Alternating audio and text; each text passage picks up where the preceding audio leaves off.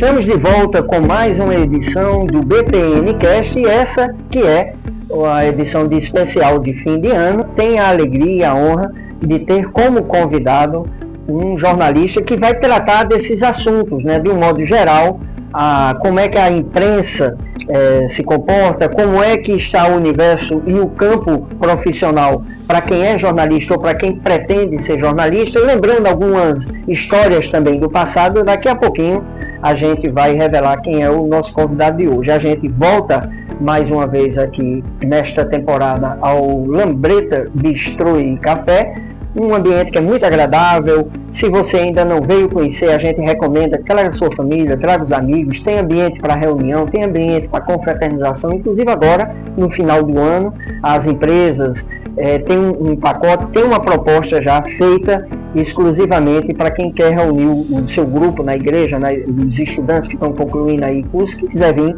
às confraternizações de final de ano, então você pode vir aqui também. Tem ambiente para música ao vivo, vem conhecer se você ainda não conhece, além, claro, de experimentar um delicioso café. E se você por acaso ainda não se inscreveu no nosso canal, aproveita aí, além de dar o seu like, também se inscreva, comente, né, dê sua opinião, sua sugestão de quem você gostaria de, nesse final de ano, nessa temporada, de ter como convidado. A gente está trazendo artistas, profissionais do meio empresarial também, ou na área de saúde, e inclusive no ambiente político, que é basicamente nessa linha que o blog se desenvolve, né, no campo político e cultural. E no programa de hoje, como eu estava falando para você, a gente tem a alegria de receber ele, que eu já admirava, né? Eu já era, digamos assim, um aluno de forma extraoficial, daí o extra de novo, presente na nossa conversa, que é o Diógenes Barbosa. Ele que, além de ser professor, ajuda na coordenação. A coordenação é da Aparecida. E é mestre também pela Unicap, não é isso? A Universidade Católica de Pernambuco. E a sua pesquisa foi sobre fotografia, né? Então a gente vai entrar em todos esses assuntos também, inclusive nesse segmento que ele considera uma paixão. Diógenes, seja muito bem-vindo, é um prazer tê-lo aqui conosco. Esse momento é para suas palavras iniciais, né? Agradeço pelo convite desde já, Paulo. Agradeço a você que está nos assistindo ou nos ouvindo. É um prazer contribuir, trazer um pouquinho da minha experiência, da minha bagagem, compartilhar um pouco do que já vivenciei por aí. Inclusive no Jornal Extra, né? No saudoso Jornal Extra, que fez história, que marcou tanto a vida de tantas pessoas nessa cidade. Você, além de acompanhar pelo canal do YouTube, você também pode nos acompanhar pelos os outros canais de podcast da internet, como o Spotify, que agora não é só áudio, né? Acaba também cedendo a questão da imagem, algo que evoluiu, né? O próprio rádio hoje não é só áudio, as pessoas também escutam e assistem. Eu falei sobre paixão agora há pouco. Por falar em paixão, eu quero trazer à memória um adolescente que perdeu a sua vida, inclusive, com apenas 16 anos. E eu queria trazer também, trazendo à memória já a história desse adolescente, uma frase de Fernando Pessoa, pelo menos aonde eu pesquisei é atribuída a ele, que diz o seguinte: o valor das coisas não está no tempo que elas duram, mas sim na intensidade com que elas acontecem. Diógenes, na realidade, isso cabe muito, né, cai como uma luva na história do Jornal Extra, não é isso? Sim. O Jornal Extra, eu passei acho que 4 anos, 5 anos por lá, e cheguei em um momento em que o jornal estava se desenvolvendo, estava conquistando espaços que eram muito importantes na cidade e fora da cidade. Eu acho que já circulava em torno de 12, 14 municípios, e fruto de muita garra, logicamente, de uma dedicação intensa do próprio Alexandre e a Mitz, né, que assumiu depois, mas... Que era companheira dele. Muito dele.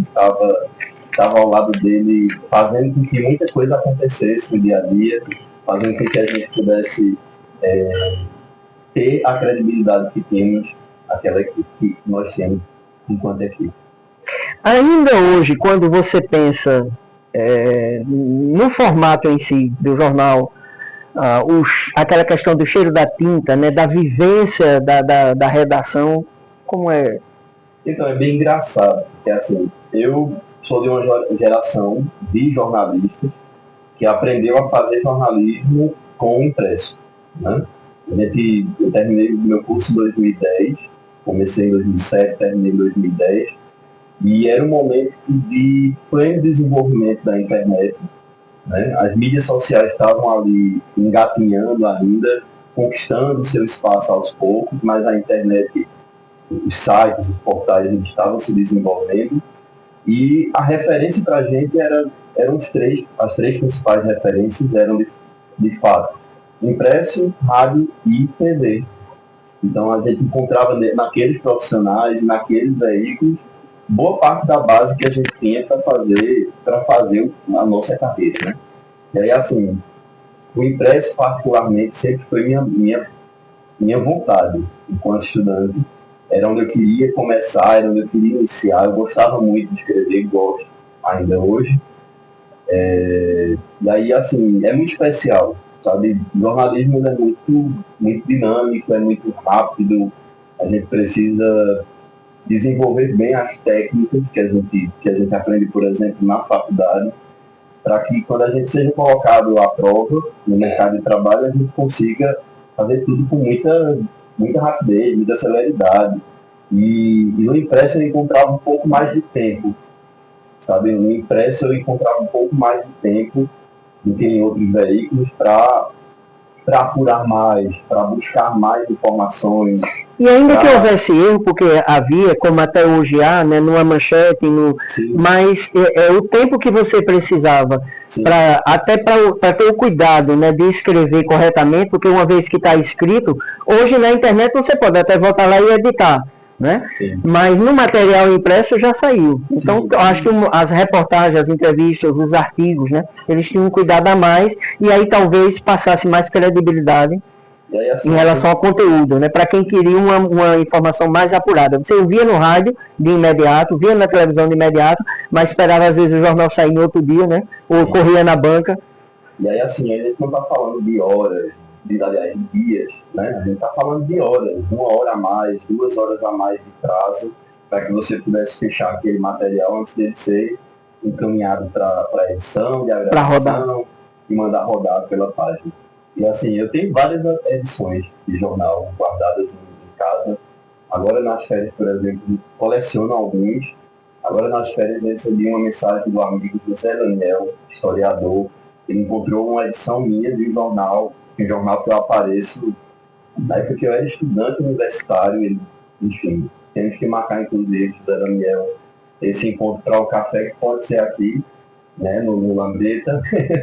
Eu vou reivindicar ele o meu café também, viu? A gente tem hoje aqui um ensaio disso, mas a gente está precisando de outro momento para outras conversas também. Mas ainda, porque continua existindo, né? Eu continuo prestando serviço, por exemplo, para o Jornal Folha de São Paulo, e fico abobado quando vejo minha matéria publicada, quando vejo material lá. Mas você recebe a edição impressa? Eu sou assinante da versão digital.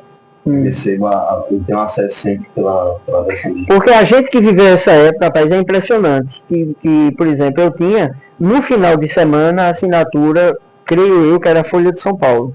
Eu acho que era a Folha de São Paulo. Só chegava no sábado. Sim, exatamente. E o sábado é o dia que eu gosto mais que eu consigo e que gosto de dormir até mais tarde. Durante a semana não tem como, é o dia a dia. Naquela época, eu ainda ia, dentro do possível, e inclusive quando precisava, quando tinha uma atividade para divulgar, eu ainda ia para a escola dominical, para a igreja. Então o sábado realmente era o tempinho que tinha para dormir mais. Mas o que é que acontecia? Na sexta-noite eu já ficava naquela expectativa do jornal que ia chegar no dia seguinte, que chegava, posteriormente continuou chegando, com o Jornal Extra, né? Porque eu também fui assinante. E a gente ficava com aquela expectativa de amanhecer o dia, eu acho, né? Estou trazendo à memória esse fato agora, eu ficava entre dormindo e acordado, esperando o barulho do jornal, porque lá tinha um muro, então facilitava ele jogar, não tinha cachorro, ele sabia que podia jogar, e ele jogava às vezes, que era primeiro andar, jogava na varanda do primeiro andar. Então se batesse na janela, né, do quarto onde eu fazia o barulho, ou então se caísse ali perto, e eu ficava entre acordado e dormindo acordado para ouvir o barulho, para levantar, pegar o jornal, folhear, indo ou não dormir depois. É algo realmente do contato físico que fica na memória, né? Difícil. E assim, eu tinha, além de escrever, além de atuar como repórter, como fotojornalista, eu tinha o hábito de passar na banca, sabe? Eu tenho esse hábito ainda, quando eu estou no centro, que eu passo em frente a Terceiro Mundo, por exemplo, parar, olhar as capas de jornais que do dia, se ver algo que me chama a atenção, comprar e colocar embaixo do braço e levar para casa. Eu acho fantástico. Cedo da manhã, né, ou à tardinha, tomar um bom café com as notícias, né, que hoje a gente escuta pelo rádio. E por falar em café, está chegando aí para você saborear. Eu sei que os seus olhos já se encantaram, né, com o lugar, com o ambiente, e agora você vai poder experimentar não o sabor do café, porque ele não toma café, mas do chá. Não tomava, mas o Anderson tá me... Ih, rapaz, pois é. Então, já sei que no nosso momento de conversa aqui, a gente vai desafiá-lo a experimentar, né? O cappuccino ou uma das desdobramentos. A minha esposa mesmo disse, ó, eu quero um café gelado. Qual é o café gelado que tem? Eu digo, café gelado? Café gelado. Pois é, então...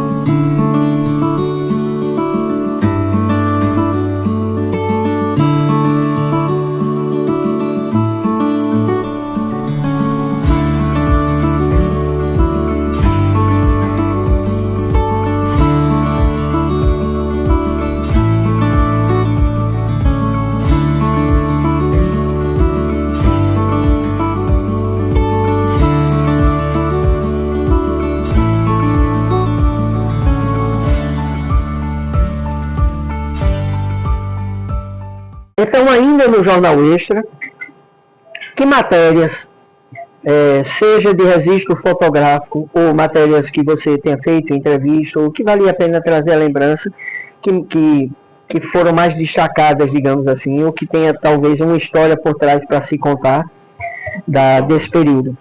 É engraçado. Eu digo isso para os meus alunos, digo isso para colegas de profissão, porque...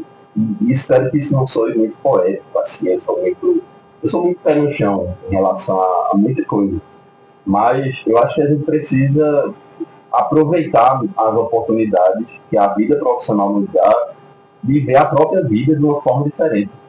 Sabe, assim, a gente é bombardeado ali de chances, de gatilhos, de coisas que vão acontecendo a cada pauta, a cada dia, a cada semana. E se a gente enxergar somente como mais uma falta, o que é que aquilo deixa para você, enquanto profissional, enquanto jornalista? Então, cada pauta lhe acrescenta algo, né? Cada matéria lhe acrescenta algo. Cada coisa que deu errado, sei lá, apuração errada, lhe acrescenta algo. Cada erro, erro de digitação, passou um erro de concordância que não deveria ter passado, lhe acrescenta algo. E aí, logicamente, nesse percurso, muita coisa fica, né? Muita coisa fica muito nítida na minha mente, particularmente. Bem, no Extra, especialmente, eu tive a oportunidade de assinar, por exemplo, a minha primeira matéria.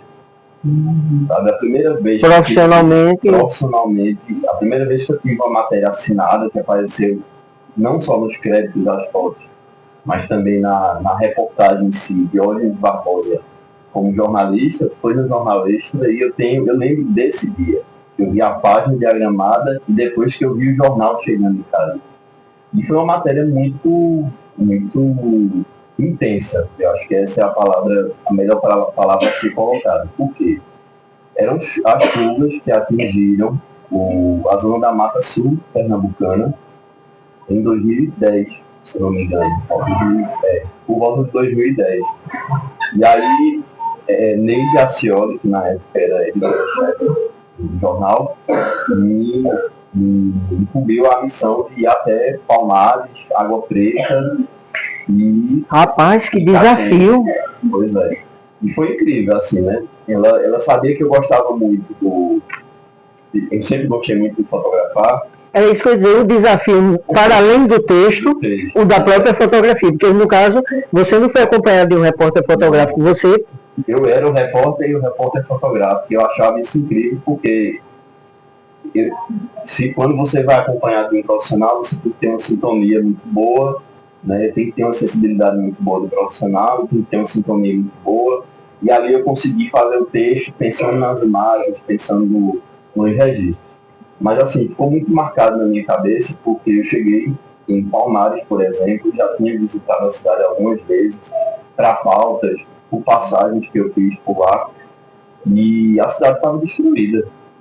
A cidade estava um caos, literalmente dizendo. Eu acho que ainda estava chovendo, né, mas os bombeiros estavam tentando retirar as pessoas e eu passei, não lembro com detalhes as ruas, mas cheguei em uma das ruas do comércio e eu muito preocupado em fazer imagem, gravar depoimento, gravar literalmente, porque na época a gente tinha um hábito de gravar tudo que a gente usava, né, assim, não só fazer um registro espacial, mas integral que a gente usava nas reportagens. E aí eu, de cabeça baixa, olhando as fotos enquanto andava, muita lama, acho que a minha calça toda suja de lama. E quando eu subi a cabeça, tinha um supermercado destruído pela chuva, tá? E acho que os proprietários retiraram tudo que estava dentro do mercado e jogaram na calçada. E aí eu subi a câmera imediatamente, pendurada no pescoço, tirei o protetor e já fui ajustando e pensando no registro, de olho um pouco para o lado e tem uma criança abaixada catando entre o que estava por lá assim, jogado, tinha pão de forma. Mas ele estava encoberto de lama. Mas a criança foi lá, estava catando, e aí imediatamente, enquanto pegava, já abriu e já ia comendo. E assim, eu lembro de ter feito esse registro, de ter feito essa imagem, e foi uma coisa que na hora eu comecei a chorar. Eu não consegui fazer só a foto e sair da cena assim, porque eu achei muito forte, eu não tinha como ajudar a criança, porque não tinha onde vender água, estava tudo fechado, tudo destruído, eu não tinha água comigo para doar para a criança, e eu não tinha muito o que fazer, no fim das contas. O que eu poderia fazer era indicar que ela saísse dali e fosse encontrar a família e pedir ajuda para sair dali em diante, né? Mas eu acho que foi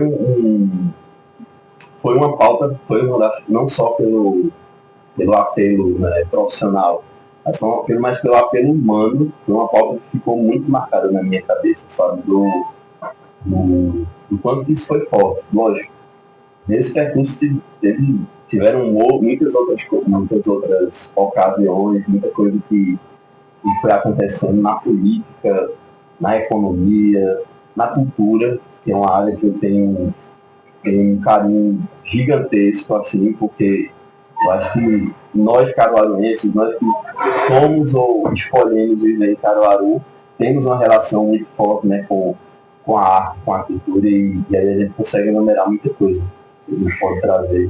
O Diógenes Barbosa é nascido de Caruaru? Você é natural daqui? Sim, Diógenes Barbosa, ele é filho de feirantes.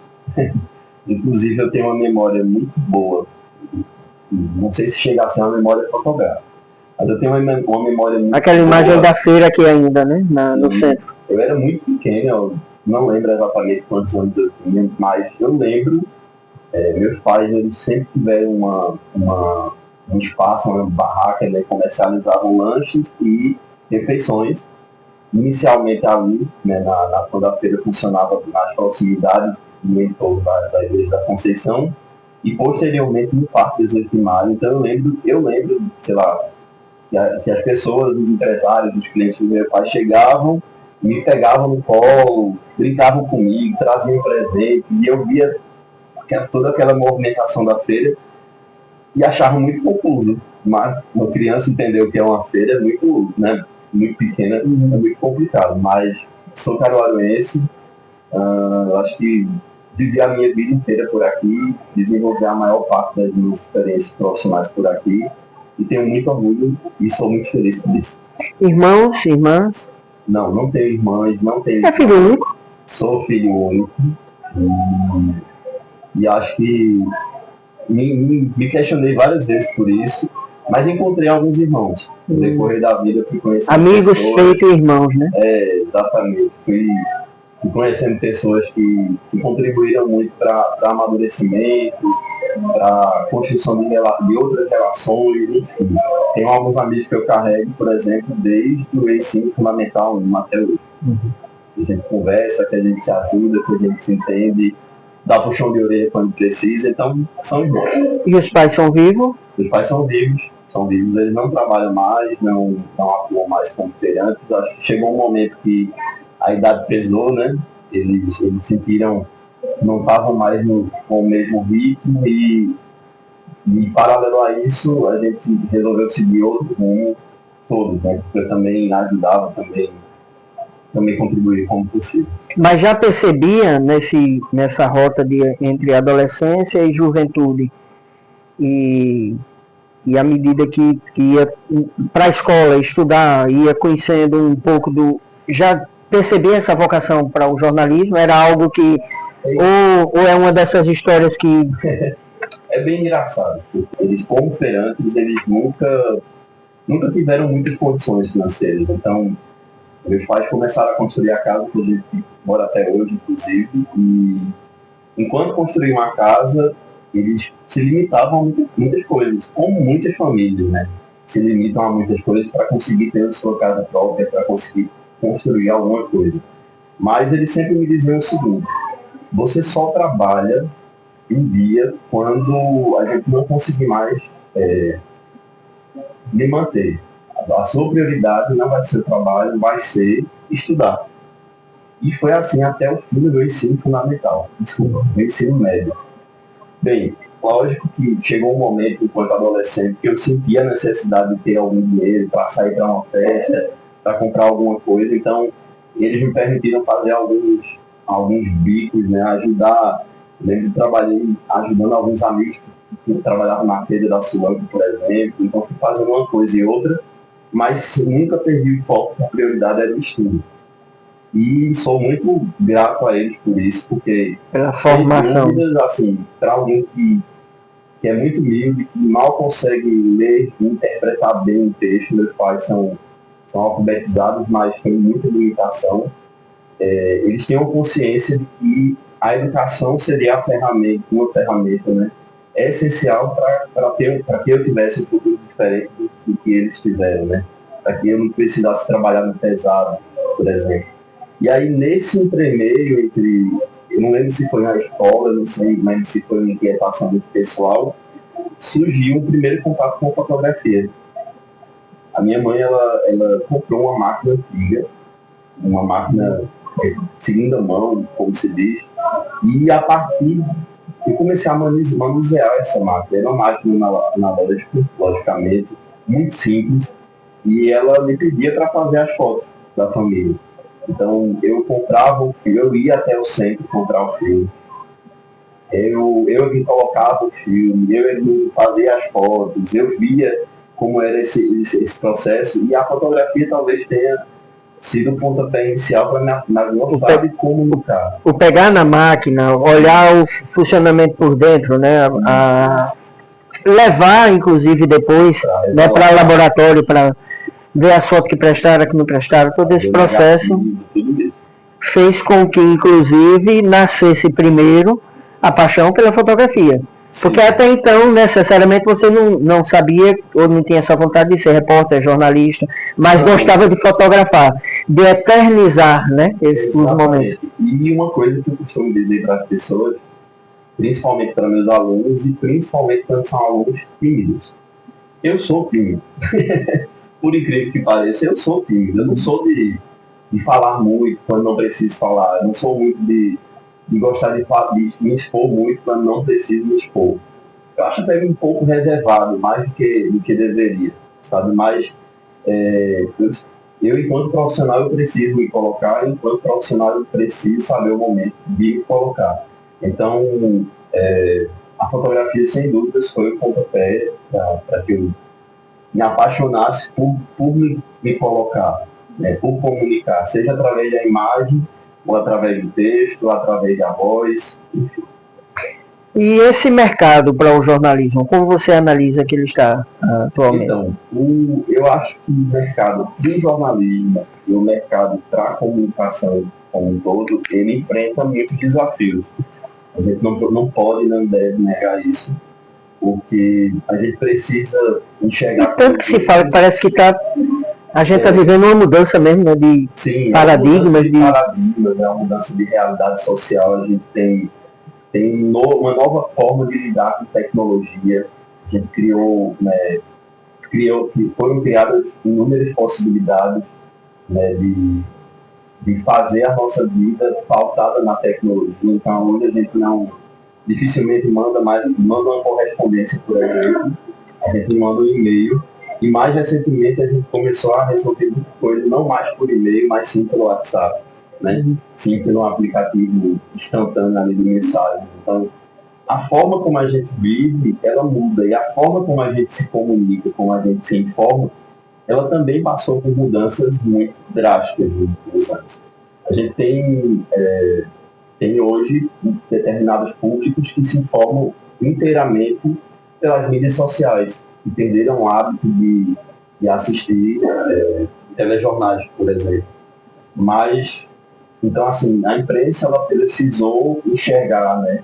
A gente precisou pensar em como se formar e como formar outras gerações sobre as demandas tecnológicas, por exemplo, sobre como isso impacta o jornalismo e como o jornalismo precisa enxergar outras formas de levar a notícia, de levar a informação. Então, é um exercício que exige muito do profissional e que faz com que muitos profissionais acabem sendo atropelados, né, nesse percurso, com que as gerações mais recentes não se percam um pouquinho em relação a referências.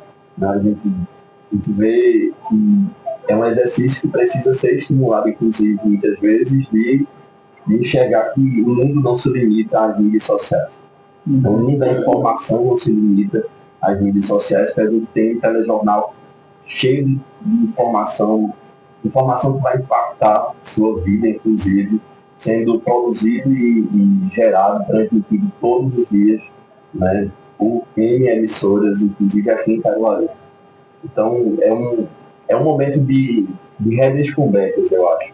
Agora, logicamente, eu acredito que a gente não deve ser pessimista em relação, sabe? É um momento que a gente precisa, em relação a esse momento, um momento que a gente precisa se permitir, né, conhecer essas tecnologias, conhecer essas mudanças, saber como a gente pode, enquanto profissional, se colocar e aproveitar dessas mudanças para não acabar ser esquecido, né, em relação a esses pratos.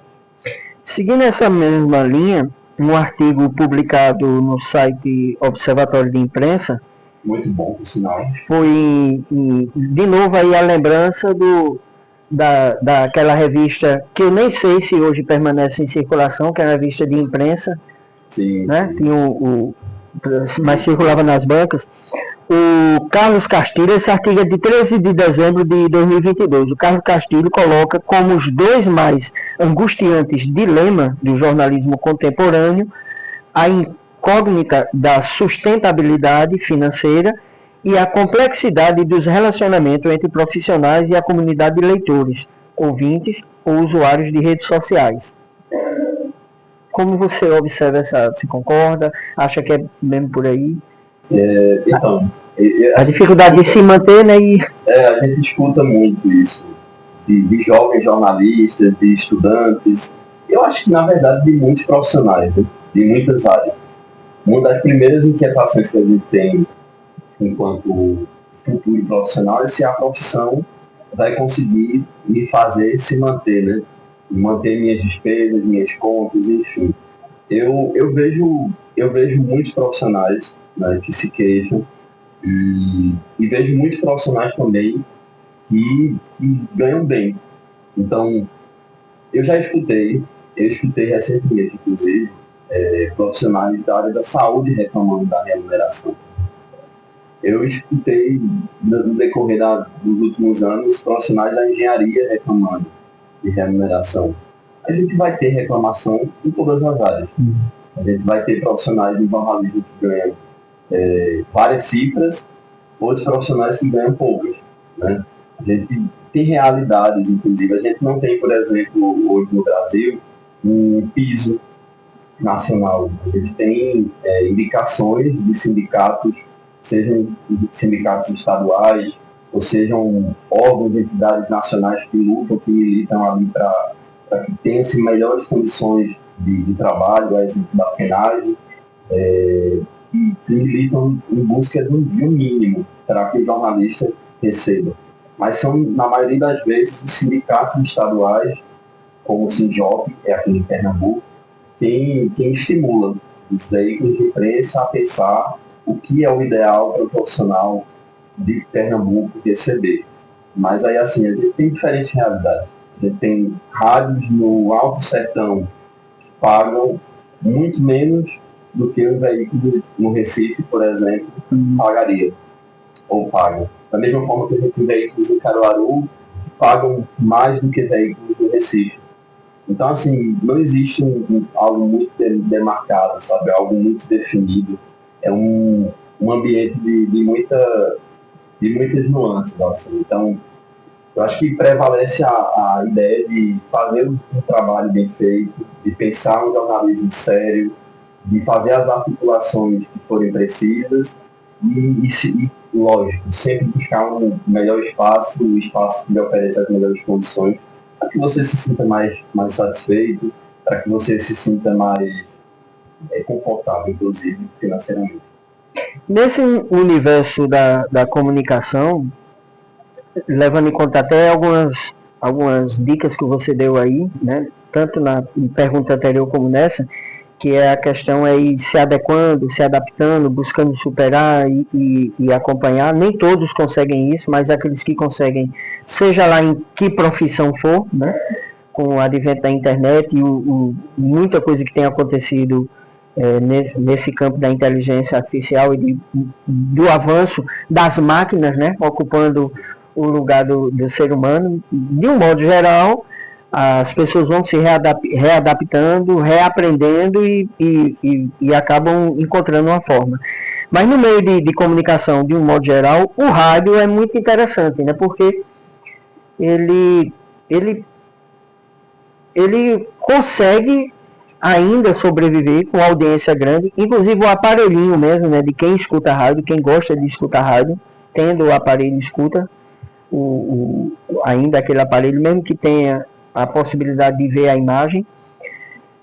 Um fato curioso, que depois voltei, né? Depois eu procurei na internet e voltei para ver se era exatamente aquilo que eu tinha ouvido, que eu acho que é um fato que mexeu muito com muita gente, que foi na eleição dos Estados Unidos, quando a candidata em disputa com o Trump, ela, na véspera da eleição, ela estava dando um giro pelas emissoras de rádio, né, dando um reforço e eu lembro que eu estava em casa, na cozinha, fazendo algumas coisas e escutando o jornal, acho que foi o Jornal Nacional que deu essa manchete, e aí eu não sei se porque eu estava muito distraído, movimentado e fazendo algumas coisas, será que eu escutei direito?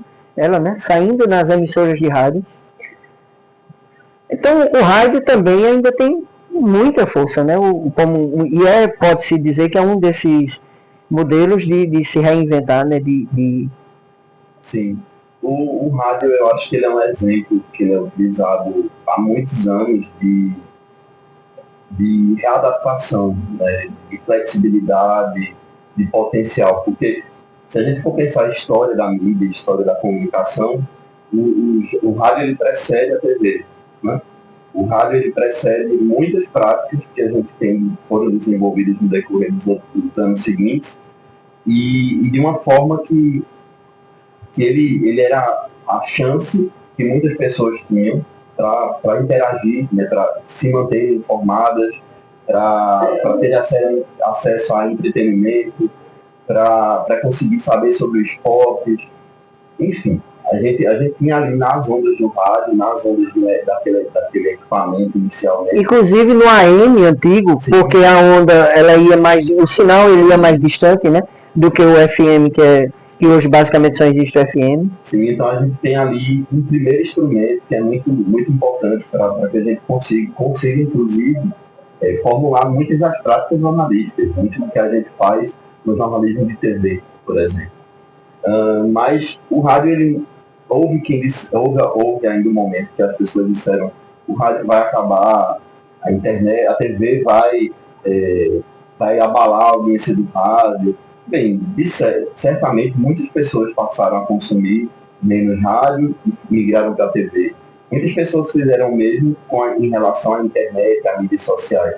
Mas o rádio ele conseguiu aproveitar o ensejo do surgimento da internet para utilizar a internet e já se disseminar. Né? A gente tinha, durante alguns momentos, nos anos 2000, por exemplo, início dos anos 2000, várias emissoras de rádio que foram para a internet, criaram sites oficiais, e aí, assim, você não tinha um aparelho, né? Você não tinha um celular que tivesse o aplicativo ou o potencial de receber o sinal de rádio, mas você tinha um site. Você tinha acesso ao site e escutava a rádio pelo site. Posteriormente foram criados os aplicativos para celulares, para os smartphones. Então, a rádio hoje, eu fico encantado porque às vezes você escuta um jovem jornalista, por exemplo, que está começando sua carreira profissional e está estagiando ou começando o seu primeiro emprego no rádio, encantado pela possibilidade de fazer notícia diariamente e com o retorno que ele recebe, os feedbacks que ele recebe, né, dos ouvintes, das pessoas que acompanham de fato, e aí ele percebe o quanto que aquilo ali, que o que ele faz, né, que a produção do áudio, ela tem alcance, ela é capaz de ter um alcance significativo e bem interessante. Bem, hoje a gente tem em Caruaru, sei lá, tem dezenas de rádios funcionando, né? Tem emissoras tradicionais, tem emissoras web, tem emissoras comunitárias, tem emissoras que até perde a conta, inclusive, cada uma delas com o seu público, cada uma delas com o seu legado e principalmente com a sua função, né? Com a sua potencialidade de fazer com que as pessoas se mantenham informadas. Na sua visão, o jornalismo, como colocado como quarto poder, as influências que ele tem, toda essa onda de fake news, há uma certa manipulação, né? Dependendo da linha editorial, da chamada narrativa, né? De como se conta uma história ou outra história, colocando esse fato como verdade ou não. Você acha que, de um modo geral, o jornalismo é vilão ou é herói nos dias de hoje? Ele acaba prejudicando mais a imprensa, o nível, digamos, está mais negativo, está mais prejudicado ou está positivo? Então, eu acho que é um exercício bem interessante para a população começar a olhar criticamente para os veículos que ela se informa, sabe? Eu acho que a gente precisa entender, enxergar inicialmente o que é jornalismo, o que é marketing, o que é publicidade, enfim, o que é produção de um influencer, o que é produção de um youtuber, Porque assim, soa para a população muitas vezes que é tudo a mesma coisa. E na verdade não é. Né? A gente tem ali, e aí isso é uma primeira divisão, logicamente. A gente tem bons profissionais jornalistas que fazem o seu trabalho, da mesma forma que a gente tem bons profissionais da comunicação que fazem um trabalho também informativo, mas que não é jornalismo. Enfim, uma segunda divisão que a gente poderia fazer é no sentido da gente pensar que, mesmo dentro de um segmento muito específico, que é o jornalismo, é aquele que está preocupado com informação especificamente, a gente vai encontrar práticas que são bem-sucedidas, e quando eu digo bem-sucedida, eu penso na perspectiva de que ela acrescenta algo à população, mas a gente também encontra práticas que são terríveis, né, que são banais. Assim, a gente, enquanto população, precisa ser muito crítico de que nem toda imprensa informa adequadamente. Nem toda imprensa faz um trabalho interessante, nem toda imprensa acerta o tempo todo. Então, as duas reflexões, né, tanto no sentido da gente começar a dividir um pouco as coisas, quanto no sentido de enxergar que dentro do próprio jornalismo vão ter boas e mais práticas, elas são muito importantes. Porque às vezes as pessoas colocam tudo dentro do mesmo balaio, misturam e acham que foi. Generalizar, né? Sempre é um perigo. Eu acho inclusive arriscado. Eu faço, além de dar aula, além da sala de aula, eu também faço trabalhos como repórter, como assessor de imprensa. E recentemente eu estava atendendo uma cliente de assessoria de imprensa e ela, enfim, a gente foi fazer um planejamento para ela de mídias sociais, e aí ela me pediu para a gente fazer algo que eu acho que é uma trend, como muitos têm chamado aí, ou seja, vídeos virais, né, que tem bombado aí nas mídias sociais. E a trend era nada mais nada menos do que simular uma entrevista, sabe? Era a pessoa ir lá, pegar um microfone e fingir que estava entrevistando ela. Enfim, pode parecer um pouco de caretice, pode parecer um pouco de, poxa, mas por que não? Mas eu acho que não é o lugar, sabe? Eu acho que a mídia social tem o seu espaço, tem a sua voz, a sua é algo evitável, né? Sim, mas assim, o que o jornalista faz é outra coisa. Enfim, será que a pessoa vai entender que realmente foi uma simulação ou ela vai achar que você estava concedendo uma entrevista? Para qual veículo você estava concedendo essa entrevista? E aí vem outra problemática. Eu, enquanto assessor de imprensa, gestor de mídia social, estou me entrevistando e, enquanto assessor de imprensa, lhe divulgando, né? Estou elaborando informações que ajudam a divulgação do seu trabalho, mas de uma forma muito, muito direta com esse objetivo. Enquanto jornalista, não poderia fazer isso. Enquanto jornalista, precisaria pensar uma pauta o mais impessoal possível, não é imparcial, a gente já admitiu isso faz muitos anos, é impessoal. E então, assim, até nessa brincadeira a gente encontra um conflito aí de interesses bem interessante, sabe? E aproveitando a situação, para a gente também ter essa compreensão melhor, qual a diferença entre o imparcial e o impessoal? Então, até alguns anos atrás falava-se, eu escutei isso enquanto estudante de jornalismo, inclusive, de que você não poderia ser, você teria que ser imparcial. Ou neutro em relação a... Exatamente.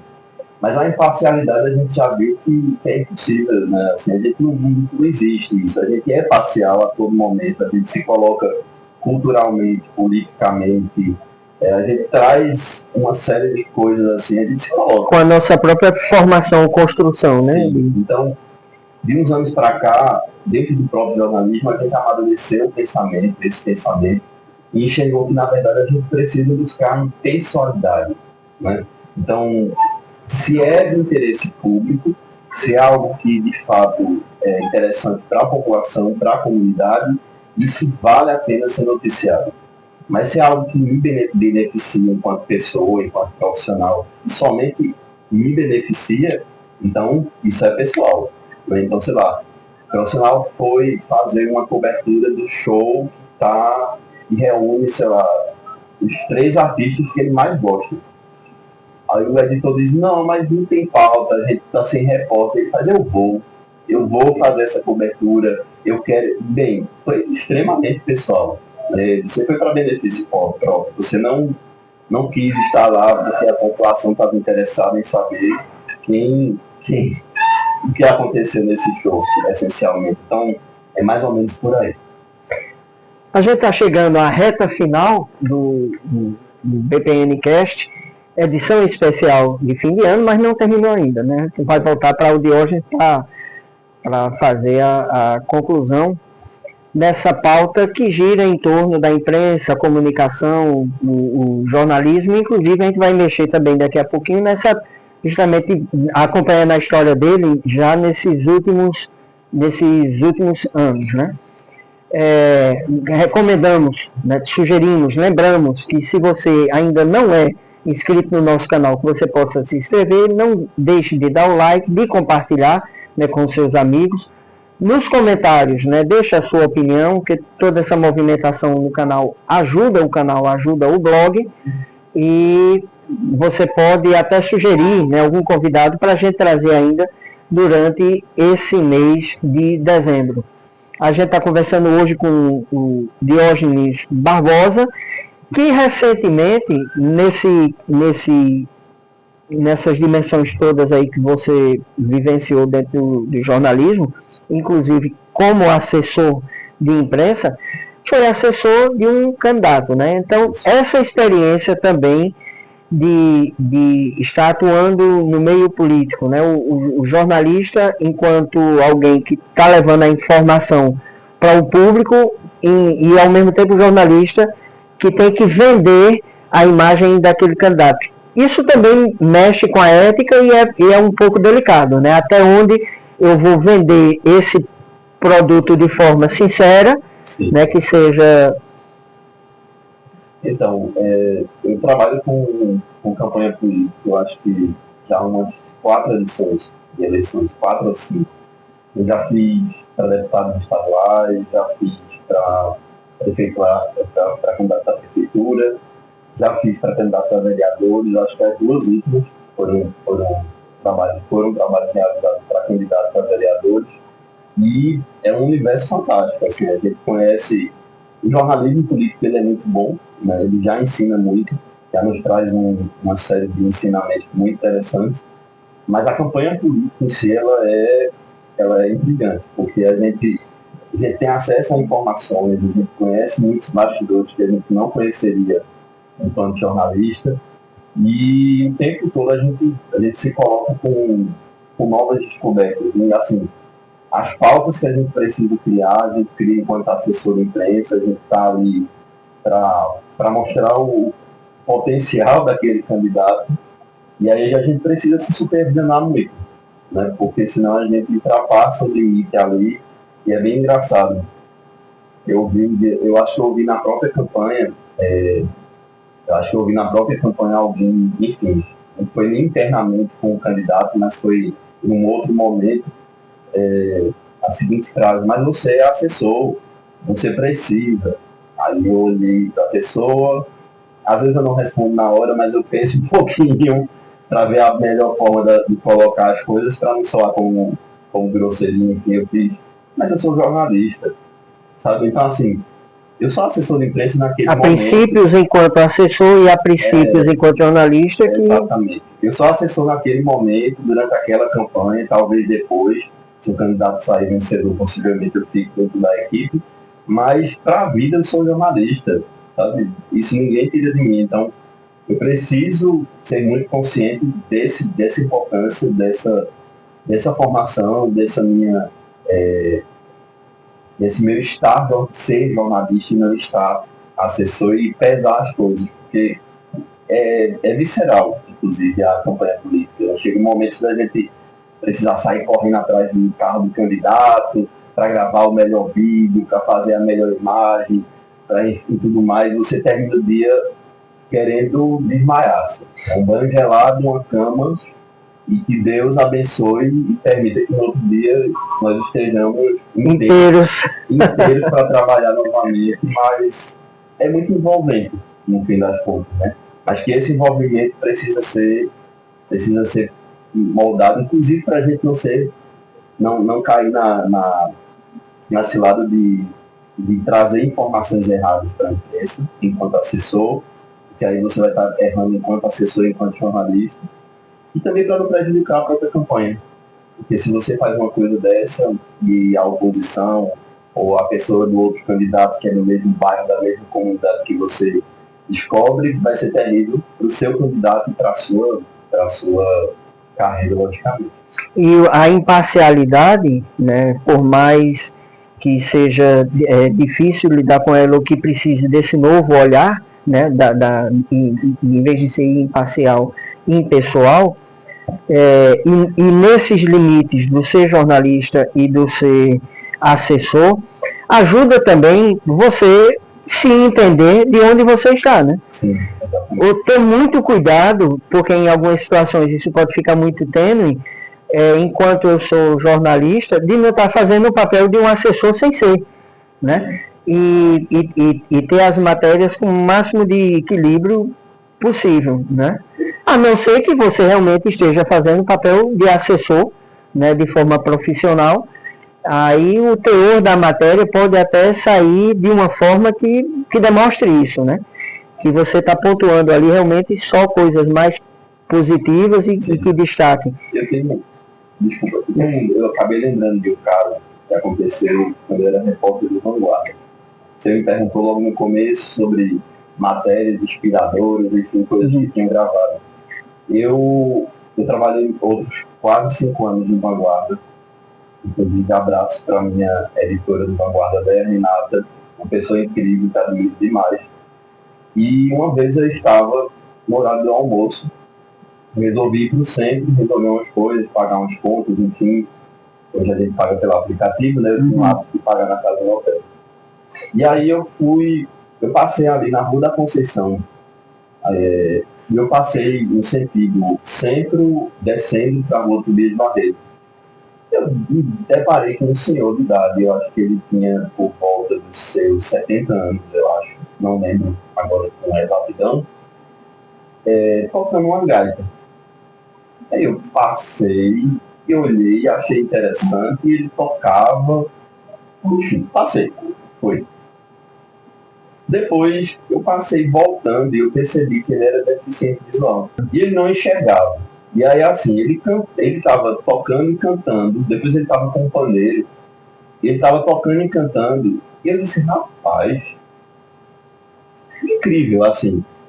Aí eu voltei lá outro dia e ele estava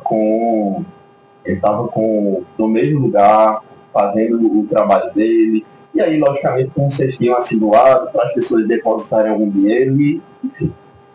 E aí eu abordei ele, expliquei, me identifiquei como repórter, e eu descobri que esse senhor de idade, ele não enxergava, de fato, e ele tinha quase 200 composições autorais. Ele não era daqui, ele era de Bezerros. Eu acho que é inclusive de São João, aqui em Bezerros, na divisa com Caruaru, né? E ele tinha quase 200 composições autorais. E ele vinha todos os dias para Caruaru porque ele queria mostrar, ele queria visibilizar a arte dele. Ele queria mostrar, a matéria rendeu tanto que ela ficou recheada de subjetivos. Sim, eu fiquei pensando nesse encontro, né? Sim, com o jornalista, que era exatamente o que ele precisava, que era alguém que viabilizasse. Eu escrevi esse texto, um texto de 2 laudas e meia, 3 laudas, em questão de 30 minutos, 20 minutos. Sabe? Saiu assim. Eu terminei o texto, e aí eu revisei. E aí quando eu fui revisar, eu percebi que eu tinha colocado muitos adjetivos. Resumindo, para a gente jornalista, a gente enxerga que a gente se colocou demais. E aí precisa, vamos lá, o que é que a gente muda, o que é que a gente altera para não ficar... Na revisão. Não soar como algo... Algo muito pessoal, né? Exatamente. Então é um exercício parecido com a assessoria. Foi ótimo. Olha aí, o desafio, Anderson. Rapaz, Eu disse que ele saia daqui, Paulo, sem tomar um café. E aí você prova e depois você me diz, viu? Tá certo. Se vale a pena ou não. Tá bom. Se eu ficar viciado nesse café, prova. Aí essa é a intenção, né? Essa é a intenção. Vamos lá. É bonito.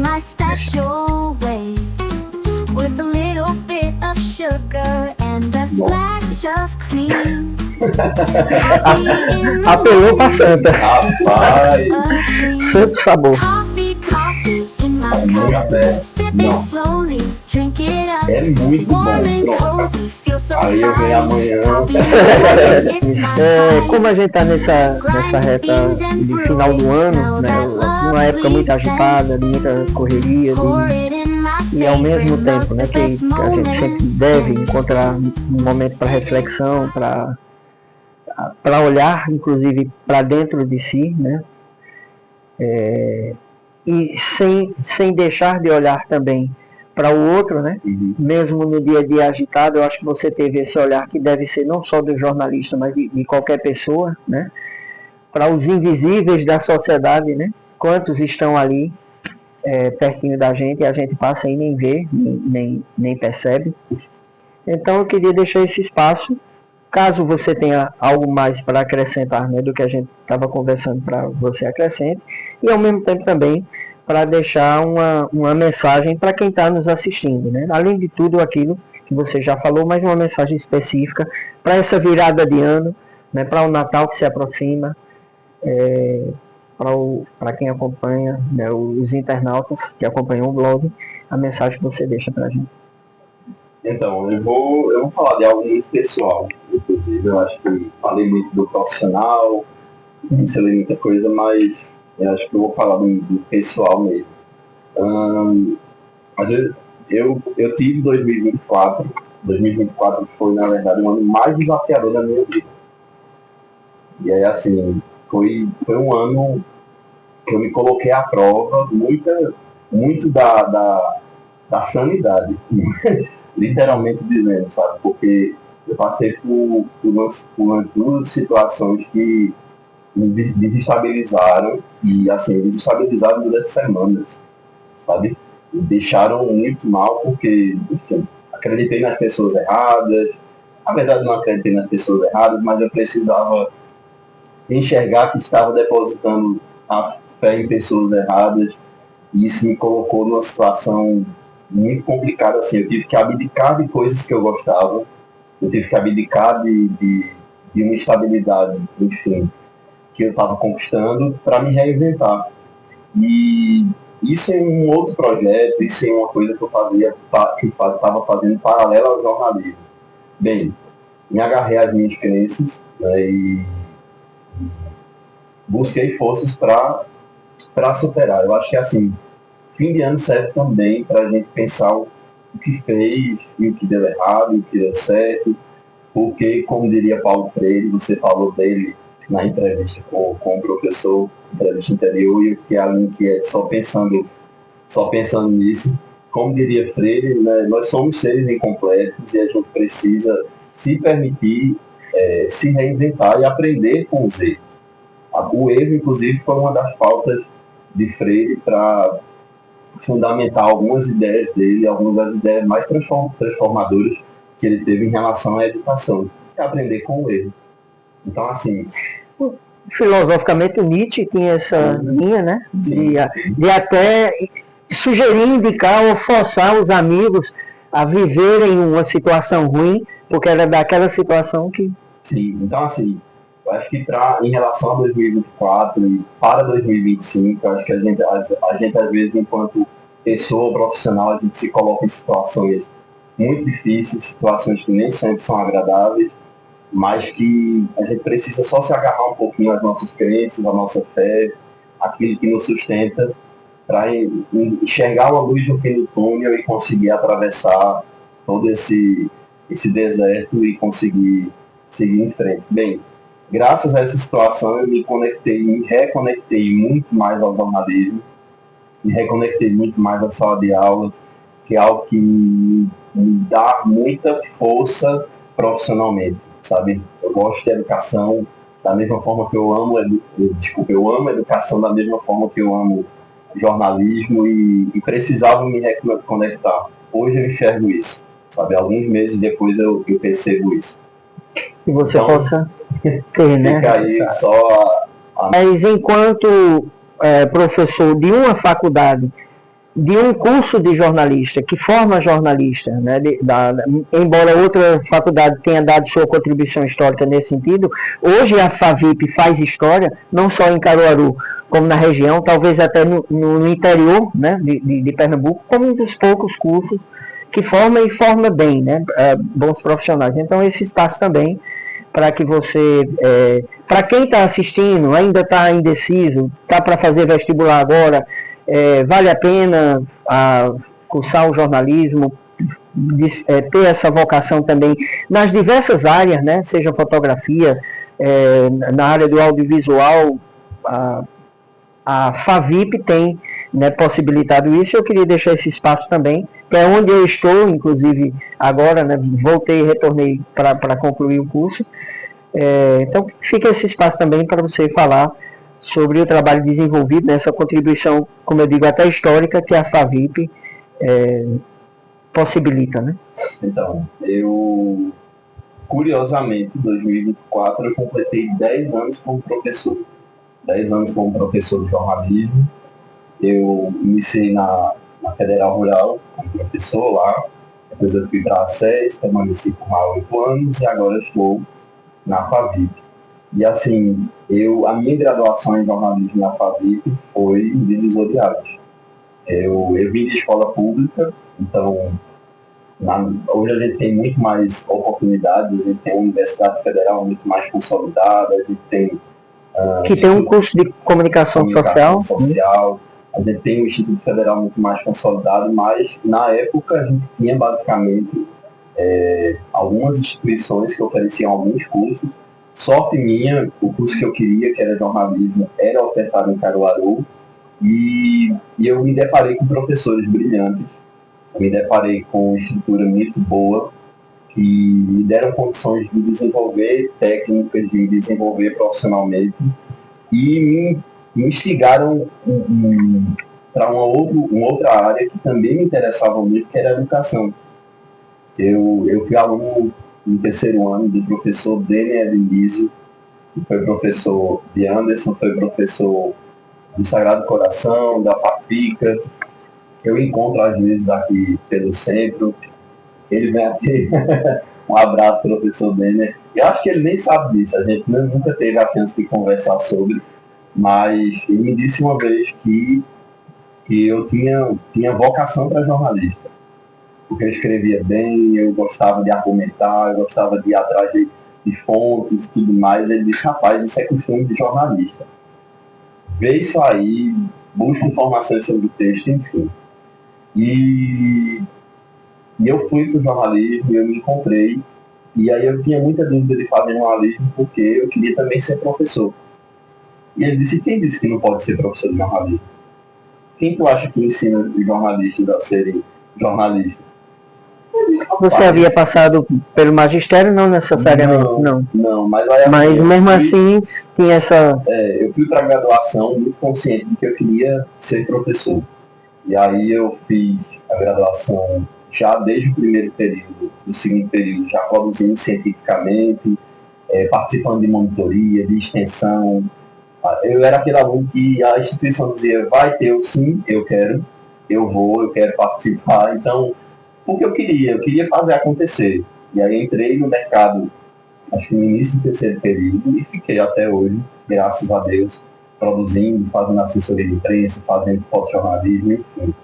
E garanto, eu me sustento desde os meus 18 anos do jornalismo, graças ao jornalismo. Então, assim, a vida de escola pública não foi impedimento.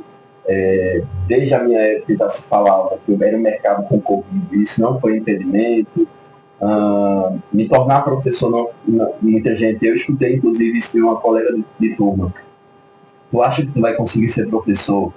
Bem, desestímulo desse tipo de N pessoas não foi impedimento.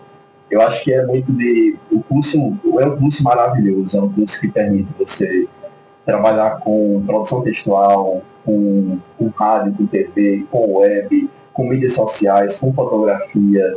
É um curso muito diverso, assim, a gente consegue lidar com comunicação de uma forma muito ampla e que forma bons profissionais, né? A gente tem uma estrutura, já fazendo propaganda do local onde eu estou. Eu voltei, né, para o Unifabip agora como professor e fico muito honrado disso, porque é um gatilho gigantesco, assim, é uma sensação incrível poder voltar e dar aula na instituição onde eu me formei e lembrar de muitas práticas que eu tive com os professores, bons professores que eu tive, e principalmente com a vontade de fazer, né, fazer da forma certa, de dar o meu melhor, de contribuir para que a gente tenha uma nova geração de jornalistas, né, muito habilidosos, com muita capacidade para contribuir socialmente, para fazer o diferencial no mercado de trabalho, não só aqui em Caruaru, como no Brasil e no mundo. Eu tenho vários exemplos de profissionais que se formaram na mesma época que eu, ou posteriormente, que estão espalhados pelo Brasil, em emissoras de TV, em rádios, em jornais, em assessorias de imprensa, trabalhando e se destacando. Mais uma vez, eu quero registrar, né, a gratidão, a honra por tê-lo aqui conosco e por ter se colocado à disposição. E é só isso mesmo, só gratidão, não só pelo aprendizado em sala de aula. Inclusive aconteceu uma história engraçada, ele sabe disso porque ele viveu isso comigo, que quando eu cheguei na Favip, eu digo, quando será minha aula com ele? E era exatamente no primeiro dia que eu fui, na primeira noite, era para ser uma aula já com ele, mas houve uma mudança na grade, e aí posteriormente é que a gente acabou se encontrando. Então, obrigado mais uma vez, Diógenes. Eu agradeço pelo convite, desejo sucesso nessa edição especial do podcast e, claro, nos projetos futuros também. Agradeço a vocês que nos assistiram, nos acompanharam também pelas plataformas em forma de aula. Até o próximo programa.